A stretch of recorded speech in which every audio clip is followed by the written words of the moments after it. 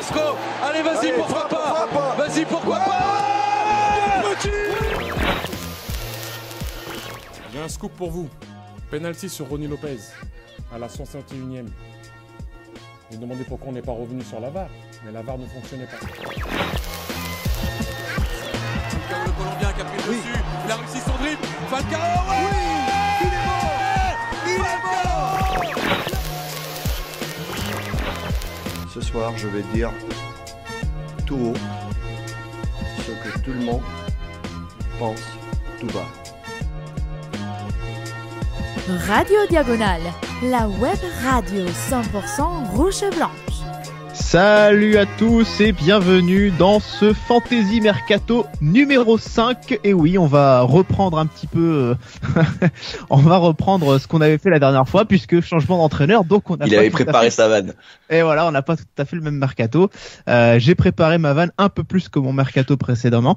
Non, je plaisante évidemment. On est là pour parler évidemment de l'actu chaude, l'actu brûlante de l'AS Monaco.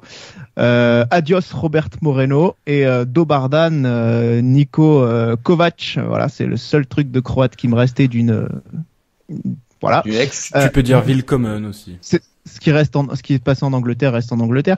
Voilà, donc messieurs, actu de l'AS Monaco, Adrien et Rome, donc vous avez déjà eu l'occasion de les entendre. Bonsoir. Salut les Bonsoir. gars, salut tout le monde. Une fois n'est pas coutume, une petite émission spéciale changement de coach.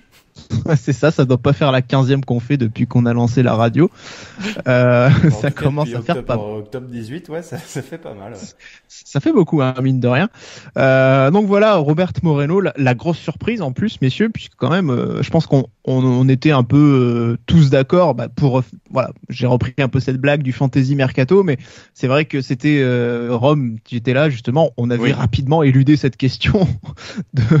On était loin de se douter du séisme.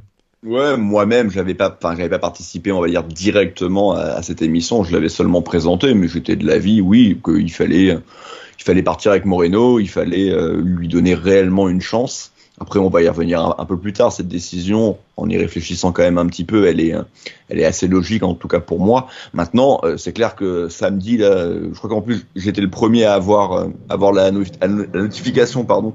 Et je l'ai partagé sur la conversation qu'on a tous. Et c'est vrai que c'était un peu l'énorme surprise, quoi. J'étais tranquille chez moi dans mon canapé. Tu vois une notif, l'équipe, Moreno démis de ses fonctions. T'as quand même du mal à comprendre. Tu fais, c'est pas possible, c'est une erreur. Et moi, je n'y ai pas cru. Oui, toi t'as eu du mal à y croire, mais c'est vrai que c'était quand même ultra particulier, et puis en plus très rapidement, peut-être 20-25 minutes après, le nom de Niko Kovac est tombé, donc c'est que c'était clairement en bonne préparation. Après, très clairement, en tout cas moi c'est mon cas, et je pense que c'est le cas de beaucoup de gens, ça vient de nulle part, au sens où il n'y avait pas vraiment de bruit de couloir qui laissait présager un départ. Quand Jardim a été viré au mois de décembre, on s'en doutait un petit peu. Il y avait eu ce bon match contre Lille, mais on s'en doutait un petit peu. Ouais, là, ça sort un peu de nulle part. Et pourtant, j'ai cru lire limite sur l'équipe que c'était dans les tuyaux depuis. Enfin, alors, ok, mais je vois pas qui en a parlé en fait. Hein. Ouais, pour avoir eu l'envers du décor par rapport à la révélation qui a été donc faite par l'équipe et notamment le journaliste Hugo Delhomme. Oui, c'est en fait à 12h30, en fait, ils avaient déjà eu cette information-là. Ils attendaient juste finalement le feu vert à 12h30 pour publier, très concrètement. Finalement, ils l'ont eu un petit peu plus tôt que prévu, mais si on regarde bien par rapport à ce qui a été révélé, à savoir la façon dont ça s'est déroulé, finalement, les journalistes ont eu l'information même avant Moreno en fin de compte, parce que le temps de quand même de sortir tout ça, de préparer, voilà, donc c'est quand même assez dingue. Et donc Robert Moreno, voilà, Adrien, clairement, comme disait Rome, c'est énorme surprise. Reste à savoir si c'est logique, ça on va en parler aussi, notamment par rapport à son bilan, alors qu'on a déjà fait, mais dont on va rapidement reparler après tout à l'heure. Mais en tout cas, voilà, cette décision, elle a été très soudaine. Toi-même, tu n'y croyais pas, tu viens de le dire. Ouais, c'est vrai. Enfin, quand on voit ça, on est presque abasourdi, pour ne pas dire déboussolé en fait, puisque la veille, il y a eu le premier match amical, donc en fait l'après-saison. Donc, Ouais. enfin, ce qui est le lancement finalement un peu de ta saison, hein, surtout après cet épisode particulier du Covid, cette interruption. Donc ça y est, on repart et tu te dis bon bah voilà, la saison va se lancer tranquillement. Moreno, on va enfin pouvoir le juger concrètement sur une saison complète et avec du coup il a eu ses petits mois d'adaptation pour Une comprendre, pré-prépa aussi. cerner l'effectif, comprendre la Ligue 1, etc. sur les peu de matchs qu'il a disputés. Donc on se dit que tout va rouler en tout cas et que c'est un cycle, enfin qu'on entre dans un cycle normal quoi. Et au final, voilà, je le dis déboussolé parce que on tombe un peu des nues puisqu'on va recommencer une nouvelle fois 2-0. C'est ça, on détruit un petit peu, on recommence. Alors, Rome, on détruit pas forcément grand-chose, encore une fois. Enfin, quand on regarde le bilan de Moreno, en tout cas, évidemment, il y a plus de la surprise, du choc par rapport à la brutalité même de la sanction, enfin de l'annonce, qui ressemblerait presque à une sanction hein, finalement. Mais le bilan, pardon, en soi, il n'est pas non plus extrêmement glorieux. Enfin, avec Non, toutes les réserves qu'on peut émettre évidemment par rapport à les circonstances dans lesquelles il est arrivé. Mais c'est un bilan assez moyen au final. Le bilan chiffré, il est très moyen, évidemment. Il y a 5 victoires, 3 nuls et 5 défaites. Donc c'est vrai que si on s'attarde que sur les chiffres, c'est très moyen. Mais comme tu l'as bien dit, il restait 10 rencontres. Alors on ne saura jamais ce qui se sera passé, hein, mais on a vu dans différents championnats, il y a certaines équipes à qui ça a fait énormément de bien en fait ce break et ça leur a permis de bien repartir. Est-ce que ça aurait été notre cas? On ne le saura jamais. Ça aurait peut-être été aussi le cas d'un club comme Lyon, mais tout ça on ne le saura pas. Mais Moreno, quoi qu'il arrive, il est jugé que sur 13 matchs. Ces 13 matchs sont loin d'être satisfaisants, loin d'être bons, mais voilà, le contexte très particulier, donc on pouvait penser que, en toute logique, on allait lui donner sa chance. Après, on va y revenir. Moi, c'est ce que je disais. Je trouve ça assez logique à partir du moment où en fait on a eu Paul Mitchell. Après, on a pu croire au début que les relations étaient visiblement bonne entre les deux hommes, et en fait tu te bases sur quoi? Tu te bases sur pas grand chose. Sur l'entraînement. Voilà, sur une conférence de presse où ils se font deux blagues, donc c'est qu'ils sont potes, et puis sur des photos à l'entraînement, ok, enfin donc on n'en sait rien visiblement, c'est pas passé, et donc en ce sens moi je trouve ça assez logique de changer d'entraîneur. Après on peut se questionner sur le timing, mais honnêtement, est-ce que le timing pouvait être vraiment plus court? Paul Mitchell, il est là depuis pas si longtemps que ça. Il devait arriver plus ou moins dans sa valise avec des noms en tête. Kovac y figurait très certainement, mais après il faut convaincre. Visiblement, c'était peut-être pas en plus le premier choix. On va y revenir justement, ça. Donc, ouais, mais voilà. Non, mais donc c'était sans parler de Kovac et de son profil, mais c'est dans le sens où du coup limoger Moreno, en ce sens, est pas complètement illogique, et le timing, même si c'est pas le meilleur, au moins moi je préfère ce genre de choses. On a à peine commencé la pré-saison, on a fait un pauvre match. En plus on a joué 10 minutes et après c'était catastrophique, et on n'a pas vraiment encore commencé le recrutement non plus. Donc au moins il n'y a pas un mec un peu comme Thierry Henry par exemple, quand on se retrouve avec Fabregas tu vois, sur les bras. Là Moreno il a pris personne, donc au moins ça va permettre au nouveau de prendre ses joueurs, et Paul Mitchell visiblement a les mêmes idées sur les profils. Pour revenir sur l'épisode et sur la manière aussi dont ça s'est fait, donc on le rappelle, hein, cette rencontre disputée, ce premier match de préparation face au Cercle Bruges, et en fait c'est le lendemain, donc les joueurs étaient en séance, donc c'est une séance un peu aussi de décrassage d'une certaine manière.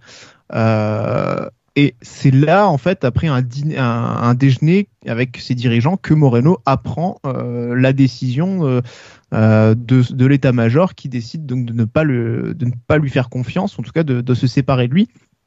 Et d'ailleurs, Adrien, le communiqué il intervient quand même plus de 24 heures après, donc le lendemain, le dimanche, alors que tout le monde est déjà au courant, on a tous déjà eu vent, et on se doutait que c'était bien réel, puisque tout derrière l'équipe, tous les médias l'ont confirmé. Mais le communiqué, en plus, il est quand même. C'est pas un roman, hein. Non, on le voit. Expéditif. On le voit d'ailleurs à l'écran, mais il est voilà, glacial, quoi.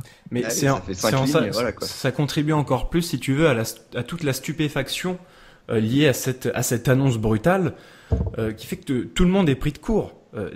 À part les médias, à part l'équipe, à part un média, mais je veux dire tout le monde du foot, l'effectif, les amateurs, les supporters, Donc, si tu veux, c'est une décision qui est, je pense, très mal perçue de la part de tout le monde.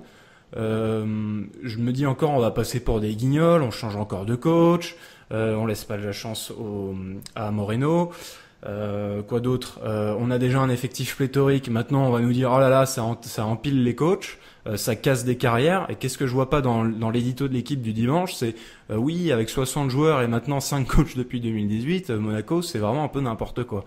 Voilà typiquement le message auquel je m'attendais et auquel tout le monde va tomber bêtement là-dedans. Et si tu veux, ça écorne encore un tout petit peu plus l'image d'un club qui, quand même, on le rappelle, était champion il n'y a pas si longtemps que ça et qui enchaîne les déboires. Très clairement. Parce que mal géré aussi quand même depuis l'année du titre quand même, oui. Très clair aussi. Oui, c'est clair. Ouais. Justement aussi ce timing. Donc Rome, tu avais commencé à en parler. Adrien, ton avis sur la question? Je suis assez d'accord avec Rome, c'est-à-dire que outre le fait que c'est quand même un petit peu regrettable aussi de pas lui laisser totalement sa chance, mais voilà, il y a quand même un directeur sportif qui est désormais en place et à qui on a confié les pouvoirs, on va y revenir aussi, mais finalement le timing est peut-être pas si mauvais. Là, on est à justement un mois tout pile du début de la saison de Ligue 1. Finalement, il a à peu près, Kovac aura aussi à peu près autant de temps que n'importe quel entraîneur qui arrive entre guillemets pour préparer le début de saison. Bien Presque. sûr. Je vous disais à chaud, j'employais le terme déboussolé parce que c'est vrai que t'as le cul tu tombes sur le cul très clairement. Mais en y réfléchissant bien, Rome a employé le terme logique, je dirais presque même rassurant en fait, du point de vue du coach sportif qui arrive, qui s'impose et qui, en gros le message envoyé c'est on va pas perdre de temps. Je suis pas là pour vous faire perdre du temps. Petrov, on a perdu assez en ayant en fait Jardim dans les pattes, en l'ayant repris. Il voulait s'en séparer, mais comme il l'a maintenu, comme Jardim a maintenu le club en Ligue 1, c'était la promesse de Petrov, donc il l'a gardé, sauf qu'il l'a lourdé au final dès qu'il a pu pour prendre Moreno. C'était le choix de Petrov. Il s'est planté, mais maintenant Petrov, ça y est, il prend un peu de recul, il s'est entouré, on a parlé de l'arrivée de Paul Mitchell, et voilà, ce mec-là, il est là pour structurer le club, et il a décidé que c'est vraiment l'homme fort, et c'est pour ça que je dis que c'est rassurant, parce que c'est lui qui décide. Bien sûr, il va avoir l'aval de Petrov, mais Petrov, il ne faire que hocher la tête. Donc, voilà, il a tranché. Il a dit, on va clairement pas commencer la saison comme ça. Il faut le faire maintenant. Donc, on va aller chercher un de mes gars.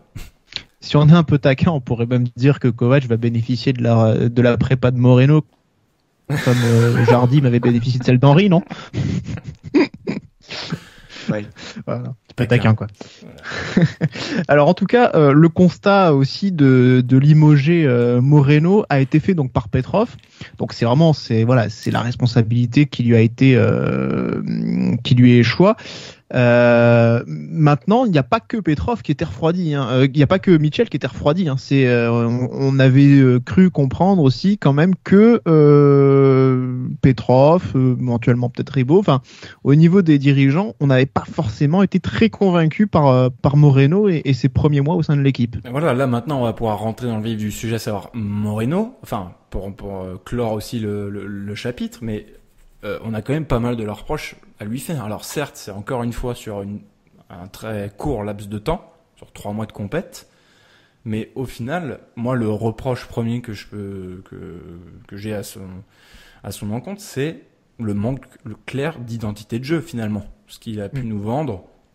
C'est ça, alors qu'en entretien, il avait été très bon, comme Rudy Garcia apparemment. Il avait été très bon pour vendre un projet de jeu, une identité un peu barcelonaise. Ouais, voilà, on en a parlé, on en avait fait une émission spéciale Jardim out, Moreno in, et on avait parlé de tout ça. Et au final, à part, moi, on ne retiendra en fait que de positif ce premier match au Parc, mais après ça, c'était le néant, quoi. Moi, je me souviens d'un match, par exemple, de coupe contre Saint-Étienne, le Saint-Étienne qui est presque relégable, qui était dans une très mauvaise passe, et dans lequel on était inoffensif à souhait, il ne se passait rien, on savait rien faire, on savait pas quoi faire avec le ballon. Enfin voilà, pour moi c'est un manque clair d'identité de jeu, et au final ces principes, ces préceptes, il n'a pas réussi à les inculquer aux joueurs. En tout cas, il n'a pas eu le temps pour le faire. Est-ce qu'il lui fallait plus de temps pour le faire? Certainement, mais on voyait pas d'évolution concrète. Ouais. Rome, justement, cette idée d'identité de jeu, ces principes, toi Blaugrana du 34. De cœur. C'est pas marseillais, c'est Blaugrana. Justement, toi qui suis plus le Barça, donc un peu plus ces préceptes aussi un peu du football espagnol, beaucoup basé sur la possession. Là, Mitchell, c'était aussi un des points d'achoppement avec Mitchell qui a préféré trancher dans le vif vis-à-vis de ça. Pour lui, c'est pas ce modèle qui doit être transposable au sein de l'ASM. Ouais, bah après ce modèle, comme tu le dis, j'aime bien le Barça, donc ça va bien au Barça, mais il faut avoir les joueurs pour. Est-ce qu'on a les joueurs réellement actuellement à Monaco pour faire ce jeu-là? Il y en a certains qui pourraient, mais raison supplémentaire pour ne pas le faire. Oui, oui, mais donc voilà, donc raison supplémentaire, et puis même peut-être qu'il a essayé de le faire, mais comme on l'a dit, lors de ces 13 rencontres, on n'a pas vu grand-chose. Le match au parc est bien. Pour le coup, le match au parc, de souvenir, on marque plus des buts en attaque rapide, voilà. Sur contre, on est efficace, coup de pied arrêté à la fin. Bon, pas forcément un jeu de possession. Après, contre Paris, on sait que c'est compliqué. Pour le coup, c'est la plus haute marche, et large marche plus haute de la Ligue 1. Mais les autres rencontres, on n'a pas vu particulièrement. On pouvait toujours s'amuser à dire, oui, il y a un peu plus de relances courtes qui partent du gardien, tout comme avec Thierry Henry. Ouais. Mais bon, sinon, au final, réellement, dans les faits, est-ce qu'on avait tant que ça la possession? J'en suis pas convaincu. Bah justement, mais est-ce qu'on a les joueurs pour? Et est-ce que la Ligue 1 aussi est fait pour ça? Les prémices en fait, qu'on avait vu au parc, à savoir un jeu incisif, il y avait même des contre-attaques très rapides. Moi, j'ai trouvé des schémas de jeu qui étaient très très intéressants. Je me souviens, j'avais fait le débrief de ce match, et après, on n'a jamais retrouvé ça. Après, on n'a jamais joué des défenses comme Paris qui sont à 40 mètres de leur but et pas à 18. Hein. Mais en tout cas, c'est vrai que sur la question simple de la possession, oui, on était en dessous des 50% en moyenne depuis qu'il nous entraînait, par exemple. Ah donc voilà, donc quelqu'un qui prône les préceptes du Barça, on est à des années-lumière. Le Barça, ils sont souvent dans le trop, ça en devient ridicule certaines fois. Quand t'as 80% de possession, ça veut rien dire, mais t'es quand même censé l'avoir, quoi. Au moins un petit 60. Donc c'est que ça n'allait pas. Ouais. L'autre chose sur lesquelles, voilà, ce qui a été les raisons qui ont été citées aussi par l'équipe, c'est que ils ont senti à travers les discussions que Mitchell a pu avoir avec Moreno, mais aussi avec d'autres personnes du club. Je pense que ce soit au niveau de l'entourage ou des joueurs même. Je pense même certains joueurs se sont dit peut-être qu'il n'avait pas les épaules pour redresser et pour incarner le projet de renouveau de l'ASM. On a aussi parlé de sa gestion, son management à proprement parler, c'est-à-dire vraiment la gestion beaucoup plus des hommes que l'aspect tactique. Ah, il y a eu le cas Slimani particulièrement. Voilà, c'est vrai que alors on a raillé, enfin certains ont un peu raillé Nabil Djellit parce que lui il a monté ça dans son réflexe communautariste, il a tout de suite monté ça en épingle, mais il n'est pas tout à fait déconnant que cet exemple soit aussi un peu symptomatique de la gestion humaine de Moreno, parce que on se disait un peu pour rigoler, pour caricaturer, on va dire qu'il cassait la seule chose qui marchait avec Jardim, quoi, finalement. Oui, c'est pas faux. Après, un entraîneur, c'est pas fait pour être pote avec ses joueurs. Hein. C'est fait pour prendre des décisions, faire des choix. Visiblement, c'est un peu tombé sur Slimani. Malgré tout, il l'utilisait plus dans un rôle de remplaçant, mais il a été aussi décisif. On parlait du match contre Paris, mais par exemple, c'est lui qui égalise. Il entre en cours de jeu. Il nous a rapporté 2 autres victoires ensuite, en entrant et en marquant une fois sur corner. Enfin bon, bref, voilà. Donc, il l'utilisait toujours. Après, c'était plus dans un rôle de titulaire. Maintenant, est-ce que il y a eu des remontées du vestiaire d'autres joueurs, qui pour le coup étaient toujours au club, parce que Slimani, de toute façon, on s'en fout, il est plus là. Et visiblement, c'est aussi que les dirigeants ne voulaient pas le garder. Donc, est-ce qu'il y a eu des remontées de certains joueurs importants du vestiaire? On l'apprendra peut-être dans quelques mois, mais pour l'instant, en tout cas, j'ai pas l'impression que ça ait fuité qu'un joueur important, qu'un Ben Yedder. Non, mais pas forcément aller jusqu'à une fronde, mais non, c'est fini. Moi, je sais pas. Après, moi, très honnêtement, je suis Paul Mitchell. Si je me demande à changer d'entraîneur, je vais voir quand même certains cadres du vestiaire et puis je leur demande. Je les ai en entretien. Tu penses qu'il a fait, je pense, oui. Ouais, tu vas avoir Ben Yedder, tu vas avoir Glick, même si peut-être qu'il part, mais ça reste un cadre. Lovin, Fabregas. Voilà. Oui, Fabregas. Du coup, c'était marrant parce que j'étais retombé sur cette citation. C'était un directeur sportif en Espagne du championnat d'un club du championnat espagnol. On ne sait pas qui c'était, mais c'est-à-dire en Espagne, à propos de Moreno, il est considéré comme un pionnier du scouting et l'un des meilleurs analystes de l'observation des adversaires, ce qui est peut-être tout à fait possible. Il lui reste à prouver dans la gestion humaine désormais. Visiblement, ça a dû être retenu contre lui, j'imagine, cet aspect-là aussi. Oui, il avait ce petit côté un peu scientifique du fait d'être un entraîneur. Cuisinier avec sa recette du 4-4-2. Ouais, dédicace aux traducteurs. Dédicace à eux qui n'ont pas pu éditer leur livre malheureusement. Ouais. Et d'ailleurs, à propos de traduction, justement, on parlait de ça fait une transition parfaite, mais la traduction, notamment, ça a été apparemment un problème aussi. En tout cas, ça a pu créer des tensions entre un autre personnage assez emblématique de l'ASM, Ludovic Giuli. Visiblement, Moreno ne lui adressait pas la parole, alors que Giuli s'était proposé, semble-t-il, pour l'aider à la traduction s'il en estimait le besoin. Et voilà, depuis Moreno, sans doute, peut-être a-t-il eu peur, comme Jardim à l'époque, à l'arrivée de Makelele, de Giuli essayant de lui piquer sa place, si ça ne marchait pas, peut-être. Voilà. Ouais, du coup, il a préféré le kiné. Voilà, il a préféré le kiné qui était moins dangereux sur l'aspect le plan tactique et management. Parce que c'est vrai que Giuli dans un vestiaire, ça fait rapidement l'unanimité aussi, donc peut-être qu'effectivement il a peut-être eu un peu peur de ça, mine de rien. Moi, je me souviens, c'est totalement hors sujet, enfin de l'époque Bielsa à l'OM où ils avaient pris un mec qui devait être au Super U de je sais pas quel coin. Ouais, il est connu maintenant ce gars-là. Il a eu sa période de gloire, ouais. Effectivement. Voilà. En tout cas, donc Moreno, il a fait de son mieux, il a relevé le défi. Malheureusement, pour lui, ça n'a pas été aussi concluant que ce qu'il pouvait espérer. On va évidemment espérer qu'il trouve chaussure à son pied, un projet qui lui convienne et qui lui permettra de démontrer ses qualités. Et du coup, maintenant, on avait des doutes. Retenez de son passage finalement, si vous devez retenir une chose positive, une chose négative. Clairement, tu vois, quand on regarde les photos de l'entraînement, on voyait quand même, il y avait des sourires, on voyait que ça travaillait quand même, ils transpiraient les mecs, enfin. Voilà, clairement. Après, non, pour rester sérieux, ce que je trouvais positif, c'était son match à Paris, parce que ce match, je pense qu'on s'est tous régalés, très clairement, et je pense qu'il y avait aussi cette surprise d'un seul coup de voir une équipe à ce niveau capable de rivaliser enfin avec le PSG. Ça, c'était quand même important. Et voilà, il nous a donné cette belle émotion, mine de rien, sur cette année. Si on va dire que dans la mesure où on finit dans une position très moyenne, je pense que essayons de retenir plutôt du positif de son expérience. Après, c'est ce que je disais, et je pense que peut-être que c'est aussi le constat qu'a fait Michel. Je pense, moi, ce que j'avais dit, si on avait continué le championnat, je pense qu'on serait après la 9e place. On aurait fini plus loin. C'était mon avis. Peut-être que Michel a pensé la même chose.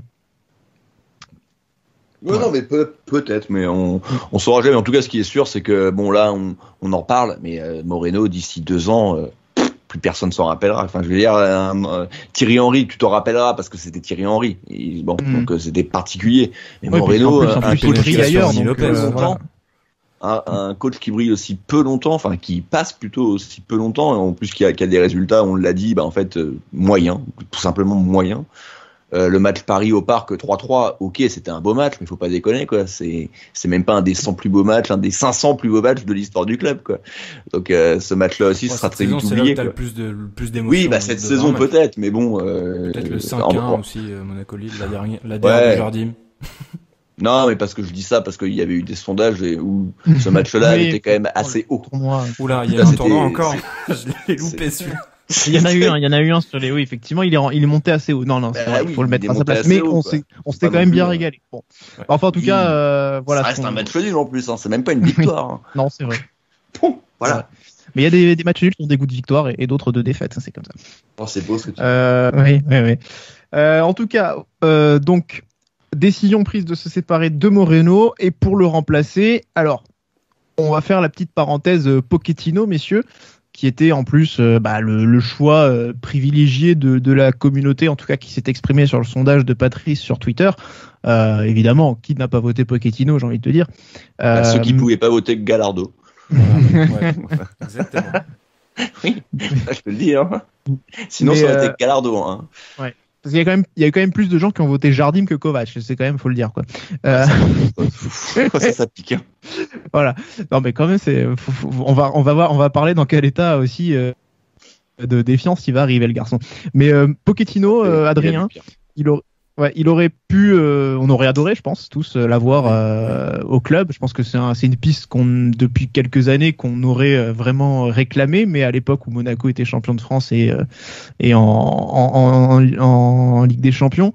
Bon, là aujourd'hui, il aurait refusé le projet. Il aurait été contacté, mais il aurait refusé le projet et c'est logique. Ouais, c'est normal que son copain Paul pense tout de suite à lui, étant donné la relation étroite entre les deux hommes, et logique aussi que l'homme refuse. Je pense qu'il a atteint maintenant un standing, bien que c'est pas non plus, je trouve. Alors, il y a de quoi être hypé, mais il faudrait aussi relativiser. On n'est pas là non plus pour débattre de ça. Mais j'ai ma petite opinion sur Pochettino. Alors bien sûr que j'aurais été très très emballé à l'idée de l'avoir, parce que pour moi c'est quasi inespéré qu'un coach de ce calibre, qui sort du coup de Tottenham, qui les a quand même hissé presque jusqu'au toit de l'Europe, hein, puisque cette finale de C1 perdue contre Liverpool 2-0, et de très beaux parcours en Première Ligue, pardon. Lui, c'est typiquement le type de coach qui déjà ne prend pas un club en cours de saison, et je pense que il attend patiemment la fin de d'autres championnats pour pouvoir se positionner, et je pense qu'on le retrouvera sur un banc bien plus prestigieux que le nôtre lors de la saison qui arrive. Oui, il a une aura aujourd'hui qui l'accompagne et qui fait qu'il est certainement un des techniciens qui sera assez plébiscité par de gros clubs assez vite. Voilà, ce que n'est pas par exemple Laurent Blanc, qui a été quand même pas mal cité dans les mentions Twitter aussi. On a quand même vu pas mal de gens qui aiment bien Laurent Blanc. Ouais. Donc voilà. Mais j'en fais partie. Je sais, c'est pour ça que je le mets pas tout en haut, hein. Pour le coup, j'aurais préféré un Pochettino, mais Pochettino, tu l'as dit, c'est pas pour nous, c'est trop haut. On n'a jamais eu de coach avec une telle hype. On a lancé des coachs, des Wenger, des Deschamps, Tigana, même si au final il a pas vraiment été coach, mais bon, il l'a été très peu. Mais Jardim, on l'espère pour lui, en tout cas. Thierry Henry, même si chez nous, pour le coup, ça sera très oubliable. En fait, le seul qu'on a eu qui avait un vrai CV, mais qui par contre n'avait plus trop de hype, c'était Ranieri. Oui.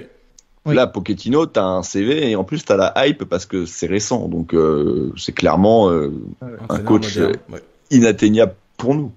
En plus, tu l'as bien dit Damien, en l'état de nos résultats et de notre non-présence européenne. C'est ça.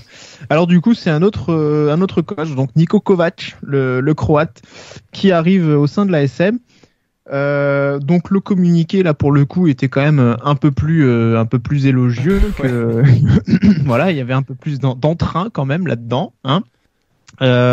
Même si vous l'avez lu quand même, je pense que bon, il y a quand même un petit peu de ça va, je sais pas si c'est pas un peu exagéré, c'est logique, c'est de la communication, en même temps il faut montrer qu'on est pleinement derrière lui, mais voilà, je veux dire, c'est quand même un peu dithyrambique et peut-être un peu excessif. Je sais pas ce que vous en pensez, mais c'est de la com. Hein. Voilà. Sa façon de travailler, sa vision du jeu, enfin l'entraîneur dont le club a besoin. C'est très, presque un peu pompeux, quoi. J'ai envie de te dire. C'est un peu pompeux. Est-ce que tu es en train de nous dire que ça va balancer? Ça va balancer du ASM Champion Project avec des PowerPoint? Ah bah nous on va faire des jolis PowerPoint par contre dans la vidéo. On se dirige vers ça, c'est ça? Non mais voilà, c'est vrai qu'on est passé quand même presque déjà dans la communication d'une extrême à l'autre. Bon en tout cas, si on peut revenir un petit peu sur le sondage qu'a proposé notre ami Patrice sur Twitter, qui a recueilli plus de 1000 votants, donc c'est quand même assez pour notre tournoi draft, un petit peu plus, ouais. Légèrement plus, hein. Franchement ça se joue à 2-3 votes, pas grand chose, hein. Mais il y a quand même beaucoup de défiance, on peut le dire, devant la nomination de Kovac, puisqu'il y a seulement 15 personnes qui pensent que c'est une très bonne chose, sa nomination. Et puis la majorité exprime quand même une grosse incertitude à 72%, voilà, qui attend de voir. Messieurs, comme je disais d'ailleurs, pour refaire aussi le pont avec cette auto-sondage où il y avait plus de gens qui préféraient voir le retour de Jardim que l'arrivée de Kovac, il arrive pas du tout en terrain conquis, le garçon. Ouais, mais ça fait écho à ce qu'on disait précédemment, c'est-à-dire du fait de l'annonce, du timing, même si on a essayé de vous prouver que c'était quand même le bon moment, en tout cas, pour le faire. La soudaineté de la chose, en fait, le fait que tout le monde soit pris de court, c'est en ça, enfin, ça joue clairement pas en la faveur du nouvel arrivant, et d'autant plus que le profil qui est décrit, les gens sont pas ultra emballés, bien que pour autant il n'ait pas du tout vu des matchs de Kovacs. C'était un peu la même chose. C'est même pas une question de profil.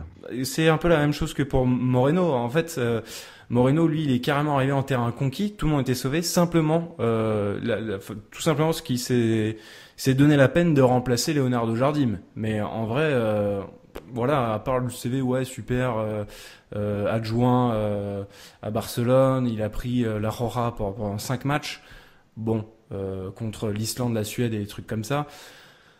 Je veux dire, il n'y avait pas trop de quoi fanfaronner non plus. Et là, on voit vraiment en fait aussi le 2 poids 2 mesures, vraiment le vent qui tourne et en fonction de, tout simplement. Et en fonction de qui tu remplaces, c'est tout. Ouais, voilà. Et voilà.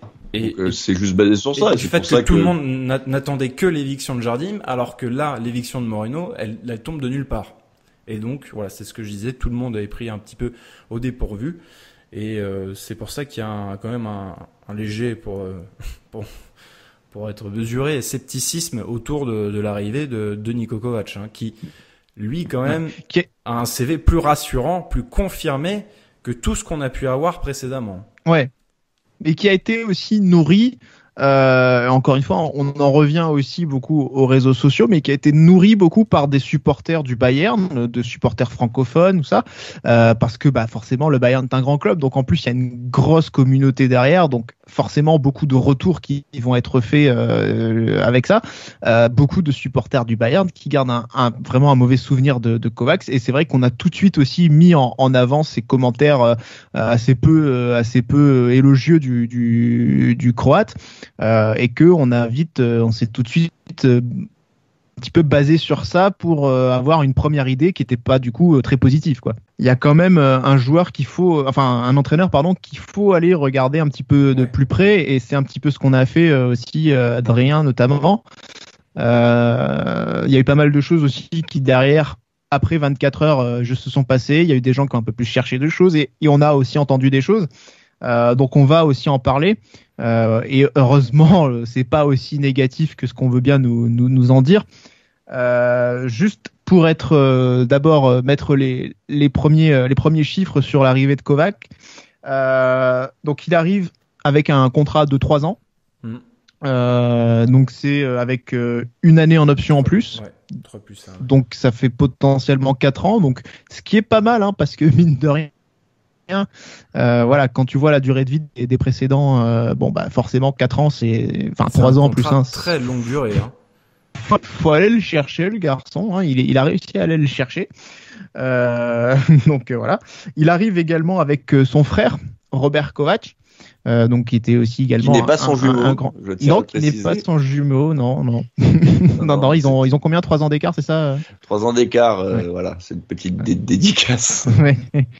Les deux étaient venus jouer à Monaco, d'ailleurs, on s'en rappelle, puisque en 97, en Ligue des Champions, Monaco affrontait le Bayern, et d'ailleurs Robert Kovac avait été rendu fou par Thierry Henry, justement à l'époque, qu'il avait du coup forcé à de mauvais gestes et à l'exclusion.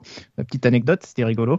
Kovac arrive avec quand même deux autres personnes. On a Goran Lakovic et Walter Gefferer, donc qui vient de Salzbourg, le dernier, qui sont principalement des préparateurs physiques. Et on attend encore un entraîneur des gardiens. Pour compléter ce staff. Donc voilà, staff très très complet. On a vu d'ailleurs Ça sent un petit peu moins le soleil que les Danny Guindos et les... Ouais. Et José Sambad, qui apparemment était considéré comme un des meilleurs entraîneurs de gardiens. C'est dommage du coup de le perdre. Mais en tout cas, voilà, ça sent déjà quand même que c'est assez carré de son côté. Donc c'est quand même plutôt une bonne chose. Messieurs, on va revenir aussi sur le parcours et notamment l'expérience de Niko Kovac, pardon. Cette expérience d'ailleurs, donc tu parlais Adrien, bah justement ça fait aussi une vraie différence parce que là on a un entraîneur qui a aussi déjà éprouvé le haut niveau, voire le très très haut niveau justement à tous les points de vue, que ce soit même en tant que joueur et comme entraîneur. Et ça par rapport à Moreno ou Thierry Henry, enfin on a un entraîneur qui a un peu de bouteille quoi. Voilà, terminer les néophytes, comme quoi peut-être qu'on apprend de nos erreurs. En tout cas, c'est sûr que si tu vires Moreno, c'est pour prendre un profil confirmé. Donc c'est le cas avec Kovacs. Donc il a démarré avec la sélection croate, mais au-delà de ça, c'est le passé de joueur semblable à Thierry Henry. Il a eu une carrière internationale. Alors certes, avec sans doute moins de réussite, moins médiatique, mais en même temps, Thierry Henry, on parle quand même d'un bijou du pays. Là c'est un Croate donc qui prend les rênes de la sélection un peu en 2014, qui participe donc à la Coupe du Monde et qui ensuite va atterrir du côté de Francfort puis de Munich. Mais je vous propose du coup d'écouter l'extrait suivant de Polo Breitner qui revient un petit peu sur justement son parcours, sa carrière. Bon, déjà, c'est quelqu'un qui connaît la pression. Vous vous rendez pas compte en France, on se rend pas compte en France de la pression qu'il a subie sportivement lorsqu'il est arrivé à l'Eintracht Francfort, où le club était en lutte, en tout cas pour ne pas descendre en seconde division. Comment en 9 rencontres, il a réussi à accrocher la 16e place, donc la place de barragiste, et qu'il a assuré le maintien de Francfort à l'extérieur, notamment en l'emportant à Nuremberg. Donc ça, j'ai envie de dire, c'est un point de vue complètement sportif. Je ne sais pas combien d'anciens entraîneurs du Bayern sont venus entraîner en L1 quand même. Faut pas l'oublier, ces choses-là. La deuxième chose qui me semble importante, c'est qu'il a réussi à construire à Francfort une équipe assez extraordinaire qui a remporté la Coupe d'Allemagne 2018, mais qui était en lutte pour la qualification pour la Ligue des Champions en 2018, avec des personnes, je vais rester poli, qui avaient des très très forts caractères comme Kevin Prince Boateng, comme Rebic, comme Jovic, comme vous le connaissez beaucoup moins, Marius Wolf, l'Allemand. Et donc il a réussi quelque chose d'assez extraordinaire. Il a la finale d'ailleurs de Coupe d'Allemagne en 2018 est assez monumental tactiquement parlant. Par contre, il est parti après 2018, après il a été appelé par le Bayern Munich. Il n'était pas l'un des premiers choix. Rappelez-vous, c'était à l'époque les rumeurs de Thomas Tuchel ou des personnes comme ça. Et donc il a on lui a toujours fait comprendre qu'il n'était pas le premier choix, y compris à l'intérieur du board du Bayern Munich. Et donc il s'en est pris, notamment par Rummenigge pendant 1 an. Mais vous imaginez même pas les conférences de presse où dès que Rummenigge envoyait un tacle, etc. Et malgré tout cela, il est allé chercher le titre 2019. Alors on peut dire évidemment que c'est Dortmund qui a perdu le titre, mais il a quand même réussi de doubler en Coupe Championnat. Et c'est quelqu'un qui a 2 visions en Allemagne. Ceux qui ne l'aiment pas disent très clairement qu'il est arrivé comme un novice au Bayern et qu'il est reparti comme un novice. C'est-à-dire qu'il n'a pas réussi, en fait, pour simplifier, le groupe l'a lâché au bout d'un moment. Il y a eu des polémiques avec Thomas Müller notamment. Et il y a ceux qui sont beaucoup plus mesurés sur le personnage. Moi, j'en fais partie. C'est pas qu'il est surestimé ou sous-estimé, c'est qu'il est mal estimé. C'est-à-dire c'est quelqu'un, moi encore une fois, que je trouve extrêmement intelligent. Faut-il encore qu'il rentre dans le projet de l'ASM, évidemment. Justement, donc... grosse pression qu'a subi Kovac dans son parcours, qu'il a su finalement assez bien gérer, Rome. Est-ce que du coup ce profil un petit peu, là, en tout cas cet aspect-là te rassure sur le profil de l'entraîneur? Et il a fait des bonnes choses clairement à Francfort, même si on regarde les chiffres, encore une fois, c'est pas extraordinaire en termes de ratio. Après, il faut rappeler que lorsqu'il arrive, le club est en grande difficulté. Après, il fait une bonne saison derrière, une belle coupe d'Espagne avec une finale que je n'ai pas vue. Coupe d'Espagne. Coupe à l'accent ibérique. Mais avec une finale apparemment de grande qualité dont beaucoup de monde parle et qui lui aurait quand même valu sa signature au Bayern. Après, au Bayern, sa saison était très moyenne. Maintenant, il y a quand même le doublé, quoi. Donc après, c'est le Bayern, donc c'est tellement monnaie courante oui. C'est plus, ça fait maintenant ils sont à 8 de suite. Oui. Ouais, mais alors finalement, il a réalisé un triplé avec le Bayern, ce qui est pas si monnaie courante pour le coup. Non, mais bon, voilà. enfin. Guardiola, il l'a pas fait. C'est un peu comme faire en France en ce moment le doublé ou en Italie gagner le championnat avec la Juve. C'est bien, mais on a l'impression que les équipes sont tellement au-dessus de la concurrence. Et en plus, il faut rappeler que l'année dernière, c'est avant tout Dortmund qui le perd que le Bayern qui va le gagner ce titre. Autant là, le Bayern, vraiment, ils sont allés le chercher cette année tout seul. Autant l'an dernier, c'est surtout Dortmund qui craque un peu. Donc là, il fait un début de saison très moyen, très moyen. Maintenant, est-ce que son profil, en fait, j'ai pas vraiment d'idée sur la question. Je me dis surtout que Paul Mitchell, c'est à lui que je fais confiance. Il a pris un homme de confiance avec quand même une certaine expérience, qui visiblement est capable de faire évoluer plus facilement des équipes de notre standing du coup que des vestiaires avec des grosses stars. Et c'est pas notre cas, à part si tu considères que Ben Yedder est une star. Mais donc voilà. Donc pour moi, je suis plutôt satisfait de ce changement, même si c'était pas mon choix numéro 1 et j'aurais préféré évidemment d'autres entraîneurs, mais en fait plus par rapport au nom, car réellement ce qu'ils peuvent mettre en place à Monaco, on verra ce qui sera mis en place avec. Il n'a pas les mêmes joueurs qu'au Bayern, tu peux pas comparer quoi. C'est pas. Non, faut plus faire une comparaison avec Francfort, mais. Oui, voilà. Moi, bon, pour le coup, Francfort, j'en ai pas vu des matchs. Je pense que c'est plus un club, en fait, Monaco, c'est plus un club de son standing. Disons que, pour moi, il a un peu gravi les échelons trop vite. Il est passé de Francfort au Bayern. Mais après, ce qui est fort louable, c'est, je trouve que il est arrivé directement dans des contextes où il a la pression. C'est-à-dire qu'il prend Francfort qui est relégable. Il parvient à s'hisser à la place de barragiste et de remporter le barrage. Ensuite, il fait une saison de dingue avec Francfort, avec les Jovic, les Rebic, les Denis d'Acosta. Enfin, ça avait super bien marché, hein, franchement. Kevin Prince Boateng, et qui ont d'ailleurs des gros égos, c'est ce que dit Polo aussi. Il faut gérer, il a quand même dû gérer aussi certains égos, mine de rien. C'est pour ça que je veux bien qu'on parle. Il a pas su gérer les stars, les Thomas Müller et tout, mais attends, il a quand même, il s'est frotté quand même deux, trois spécimens aussi, du côté de Francfort.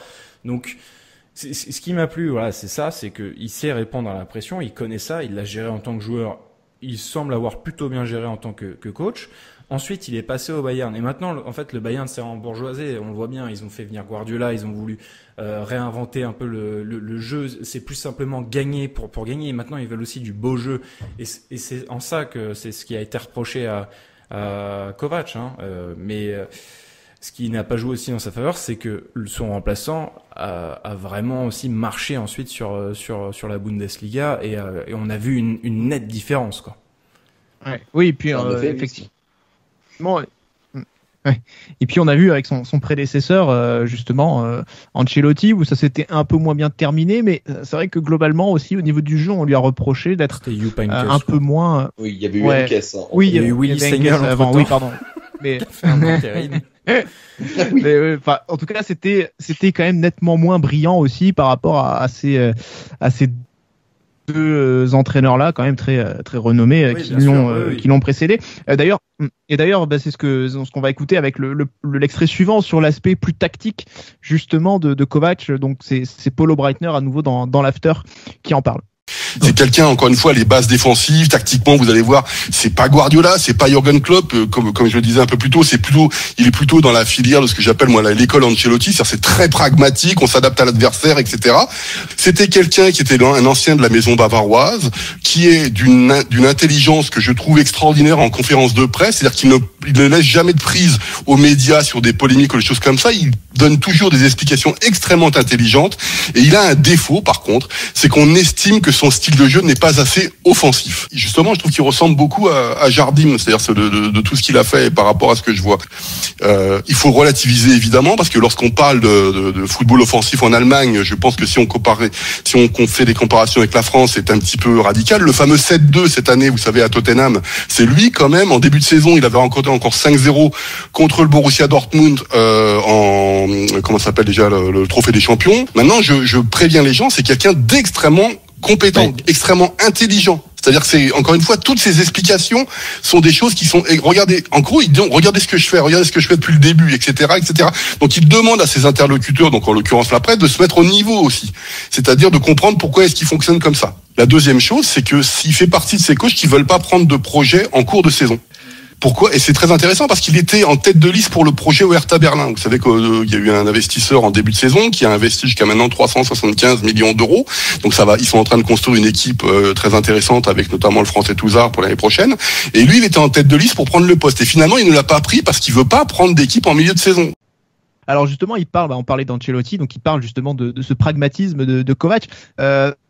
Alors, je sais que le pragmatisme, c'est quelque chose, c'est un terme aussi que dans Vue du banc, ça, ils aiment pas trop parler de pragmatisme, mais il parle aussi d'une ressemblance avec Jardim. Enfin, et c'est aussi ça qui faisait un peu peur, je pense, aux spectateurs. Voilà.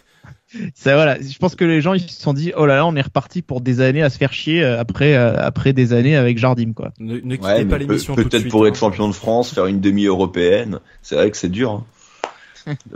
Bon, bref. Voilà. Pour l'instant, l'Europe, on n'y est pas encore. Mais en tout cas, voilà, Kovac. On mais en tout cas, on dit aussi Kovac, voilà, c'est un entraîneur qui vient pour gagner. Et c'est vrai que voilà, il a des succès. Hein. Francfort, il gagne une Coupe d'Allemagne. Alors qu'ils n'avaient pas gagné depuis il a 3 trophées en plus avec le Bayern. Voilà, c'est quand même un entraîneur qui est capable de ramener des succès. Donc, ça peut être aussi bon à prendre, mine de rien. Ouais, bien sûr. Et là où peut-être Polo a des doutes, c'est sur sa capacité plus à former. Lui, c'est la recherche de résultats tout de suite. Alors certes, on n'a peut-être pas trop d'indices, peut-être que nos auditeurs s'attendaient plus à entendre parler, voilà, de tactique, d'organisation tactique, de comment ça se déroule sur le terrain. On a eu quelques pistes. Ouais, on a quelques pistes, effectivement. On a vu avec Francfort, il jouait beaucoup plus avec une défense à 3. Au Bayern, il a beaucoup plus utilisé le 4-2-3-1. Et d'ailleurs, c'est ce qu'il était un peu reproché avec le Bayern, c'est que souvent Lewandowski était trop esselé, il était vraiment pas dans le projet offensif du Bayern. Voilà, il y avait pas beaucoup de séquences de possession haute dans le terrain adverse, mais c'était plutôt des possessions derrière en défense avec souvent un jeu qui finissait direct, par être allongé. Voilà, ou alors des contres effectivement très directs. On est effectivement pas sur on est loin de la possession espagnole justement. Voilà, c'est pressing très intense, très haut, mais c'est plus on est plus efficace sur le jeu sans ballon. Au Bayern, à sa décharge, alors il avait une grande équipe, hein, il avait des grands joueurs, mais il a dû aussi gérer quand même la fin de Ribéry, la fin de Robben, la fin d'Hummels, qui étaient des joueurs difficiles à faire sortir du 11, qui sont partis après en fin de saison. Là, le Bayern de cette année n'est plus du tout le même. Il a mis un petit peu de temps à se mettre en place. Et très clairement, tu l'as bien dit, Adrien, c'est Flick, ça, le nouveau coach. C'est Flick, ouais. C'est lui qui a tout changé, mais il a peut-être aussi profité du travail qui avait été mis en place et du fait que lui, tout ça a changé. Ouais. Le retour de Kingsley Coman, bon. Il aime beaucoup les ailiers. Hein, Alphonso Davies qui est sorti de nulle part. Ouais. Mais c'est peut-être ça un peu qui me chagrine. À la barre en juste. défense centrale. Il y a eu pas au final, il a peut-être profité de ça et à contrario, la saison d'avant, il a quand même ramené le doublé avec une équipe qui était vraiment au fond du cycle, quoi. Alors un cycle extraordinaire, mais un cycle qui commençait rodé. Quand même mais bon, rodé, mais qui avançait plus des masses. Hein. Et puis il a été victime de la République des joueurs. Mais pour revenir un petit peu sur l'aspect tactique, c'est quelque chose qu'il aime. Pardon, il y a qu'à voir la saison de Lewandowski cette année, avec pas les mêmes joueurs autour de lui. Ouais. Non, bien sûr. Il y avait un renouveau qui était nécessaire, mais je termine effectivement sur cette question des ailiers, donc qui sont assez chers à Kovac. Il dit: je suis un grand fan des joueurs de côté. Un exemple, quand je vois Robben et Ribéry jouer, mon cœur s'emballe. C'était en 2017, qui disait ça.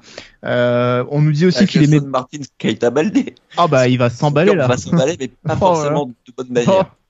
il va se faire des cheveux blancs, le garçon. Mais en tout cas, il aime bien avoir aussi des ailiers qui rentrent dans le cœur du jeu, ce qui peut faire aussi un petit peu penser à Jardim là aussi, notamment avec des Bernardo Silva et Thomas Lemar la saison du titre par exemple. On passe avec son 4-4-2. Moi, ce qui me chagrine un peu, c'est effectivement, alors le 4-4-2 on l'a vu avec Moreno là sur le premier match, il semblait être mis en place. En tout cas, la doublette Pellegrini Ben Yedder avait fait saliver nombre de tweetos. Mais je pense que du coup le coach lui va s'orienter sur une valeur sûre, sur quelque chose qui maîtrise lui, donc peut-être que le 4-4-2 va passer à la trappe. C'est ce qui me chagrine un peu. Mais voilà. Enfin, cela dit, on n'a jamais non plus vraiment joué en 4-4-2 non plus récemment, la saison dernière. Quoi. Non, mais je pense que cette saison, je pense que Moreno allait mettre en place ce type de système. Après, il y a toujours le système quand t'as le ballon et quand tu ne l'as plus. Mais pour parler plutôt de Kovac, voilà, je pense que c'est l'école allemande. On va avoir affaire au fameux Gegenpressing. C'est popularisé par Klopp ou Guardiola. C'est l'idée de Ralf Rangnick, qui est donc un contre-pressing. T'as vu ce foot il y a pas longtemps, non? Non, le Gegenpressing, tu l'as aussi dans des tactiques Football Manager. Parce qu'il y avait l'article sur ce gars-là. Ah, sur Ralf Rangnick. Non, bien sûr, évidemment. Oui. Ok. Il y a pas longtemps. Non, mais c'est surtout, tu parlais du côté allemand aussi en termes de préparation. Pour le coup, je pense que ça va être beaucoup plus carré. Plus carré. Ça va être une rigueur toute allemande, quoi. Là, il va y avoir des sacs de briques, du charbon, voilà.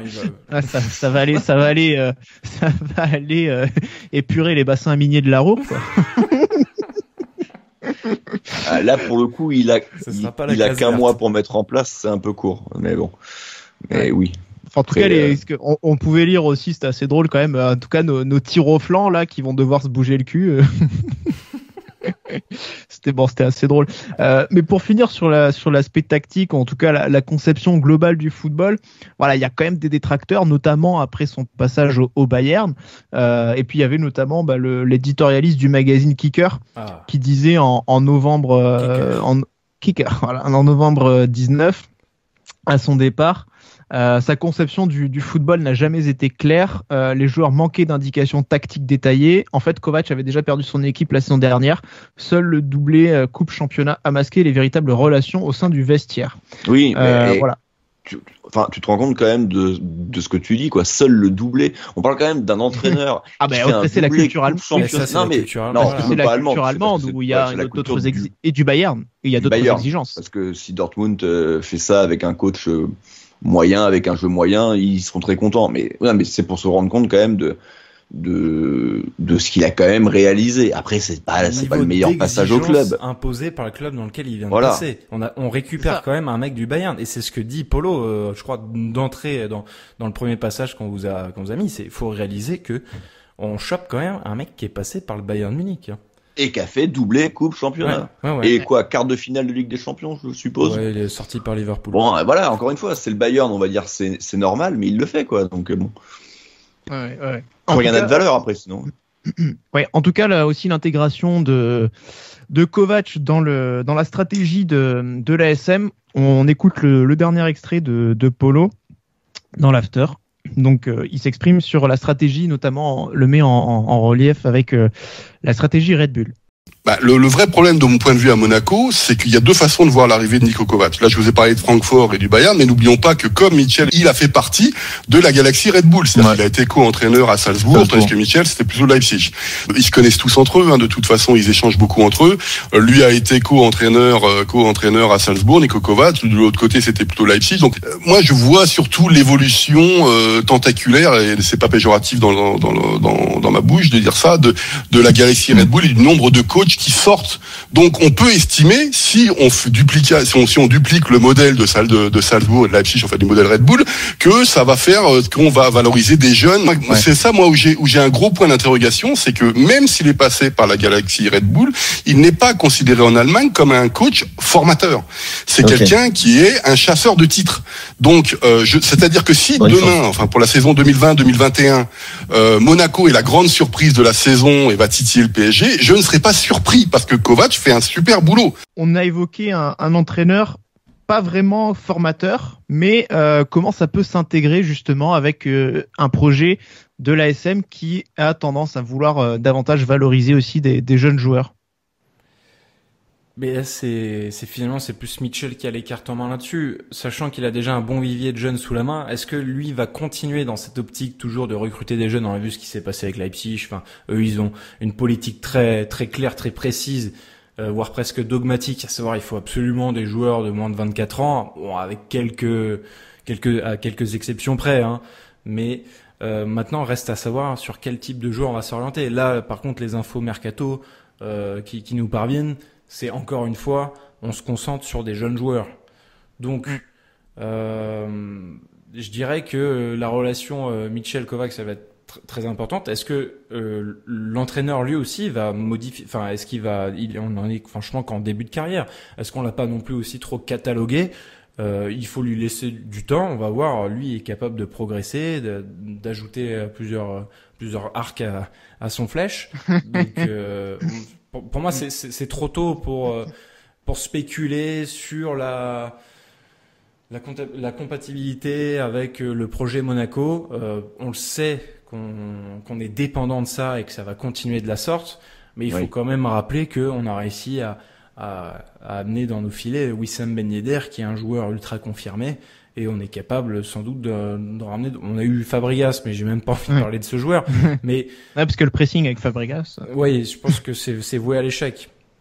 Mais voilà, lui, ce qu'il lui faut pour appliquer en tout cas ses principes de jeu sont des joueurs physiques, avec du coffre, un gros volume de jeu, du dépassement de fonction, et voilà. Et c'est pour ça que le mercato de Pat est finalement déclaré grand vainqueur. Il avait juste oublié de changer de coach, mais finalement il était allé piocher au bon endroit. Pedro, Ravi, Martinez, Non mais pas convaincu, mais bon. On verra, Adrien. C'est vrai que si tu vois que l'aspect, le côté que visiblement il n'est pas fait pour les jeunes joueurs, puisque formation, ça veut rien dire, elle est censée être terminée, mais que il est vraiment a priori pas trop un profil comme ça. Mais ça, j'ai envie de dire que c'est voir le verre, à moitié vide. On peut le voir aussi de la manière un peu plus positive, mais justement, et si tu vois le verre à moitié plein, tu peux aussi te dire que on prend un coach du coup qui certes n'est pas forcément fait pour les jeunes. Du coup, tu peux te dire va peut-être y avoir enfin des joueurs avec un peu d'expérience qui vont ramener leur cul.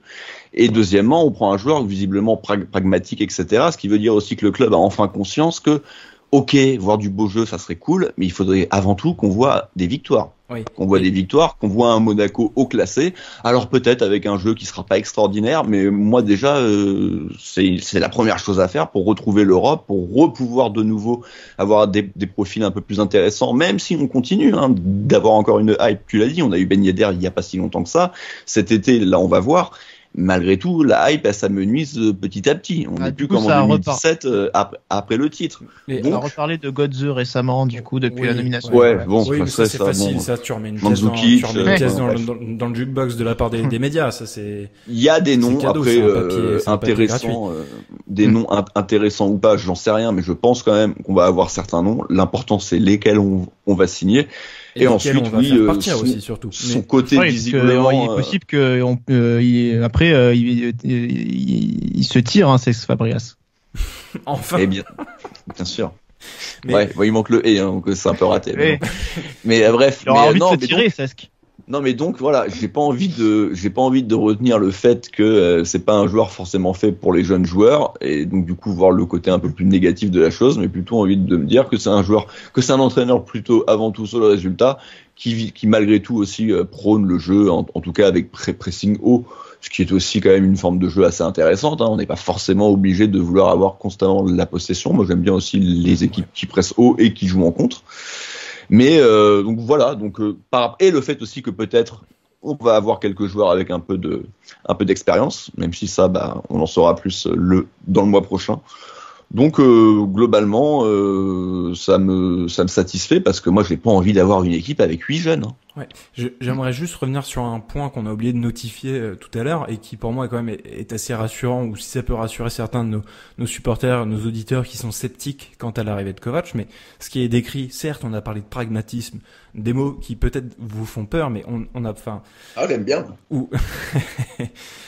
On a parlé d'absence peut-être de ce qui lui était reproché, c'est du jeu offensif, mais comme l'a très bien expliqué Polo, à relativiser, étant donné le contexte Bundesliga qui est vraiment le jeu offensif qui est prôné.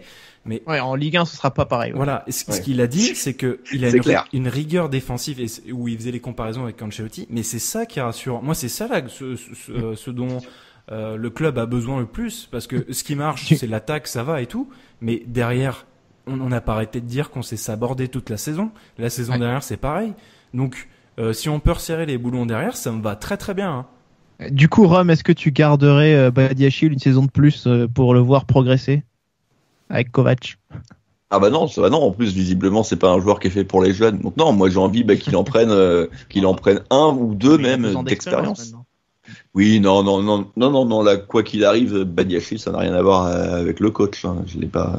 On sait jamais. Après, il peut peut-être le faire progresser d'une manière. Et il va peut-être rester au club. Hein. Je dis pas le contraire. Mais là, à ce jour, j'ai pas forcément envie que ça soit le cas. Non, mais après, visiblement, on réclame encore 30 millions. C'est encore sorti tout à l'heure. Donc, je pense pas que quelqu'un va s'aligner dessus. Hein. Hop, en Angleterre. Cario, combien ? Ça parlait plutôt de l'Allemagne là pour le coup. Ouais, les Allemands, c'est peut-être 30 millions, c'est peut-être beaucoup pour ce profil, mais en Angleterre, oui, mais bon, il aura du monde, t'inquiète pas. Ouais. Enfin voilà ce qu'on pouvait dire sur la nomination de Niko Kovac, donc le Croate, nouvel entraîneur de l'AS Monaco pour on va déjà dire pour les 4 prochains mois, ce sera déjà bien, et puis après on verra on verra la suite évidemment. Non mais on n'est jamais fin septembre pour la nomination de Leonardo Jardim. On fera l'émission prono aussi début octobre après la fin du mercato, ça va être drôle. Ouais en fait la cote d'une éviction de coach ça va devenir forte. Elle va devenir forte. C'est ça. Voilà, messieurs. Donc, pour ce qu'on pouvait dire sur cette nouvelle actualité chaude de l'AS Monaco, le prochain rendez-vous, eh bien, on verra.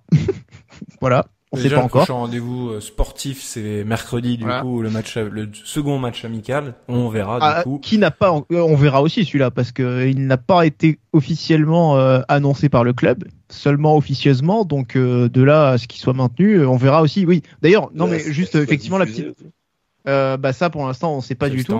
Mais, la petite conclusion, enfin en tout cas la petite chose qu'on peut rajouter au moment de conclure, c'est que il y a ce match face au Standard Liège qui est prévu mercredi. Il y a ensuite une semaine en Pologne, donc de stage qui était prévu également dans la foulée. Voilà, peut-être que tout ceci va aussi bouger avec cette nouvelle nomination. Le stage en Pologne, c'est pour abandonner Glick en pleine forêt. Visiblement, il a transpiré lui aussi, d'ailleurs, aujourd'hui. Il devrait partir. Il sera peut-être peut-être qu'il voudra rester. Oui.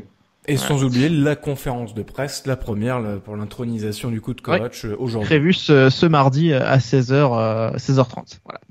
Voilà. Sur ces bonnes paroles, attendons donc de voir la suite sur cette énième reconstruction de l'encadrement de l'ASM. Est-ce que nos auditeurs sont rassurés un peu ou toujours sceptiques? Voilà, n'hésitez pas à nous donner vos impressions en commentaire sur. Disons qu'ils peuvent être sceptiques sans être forcément très emballés.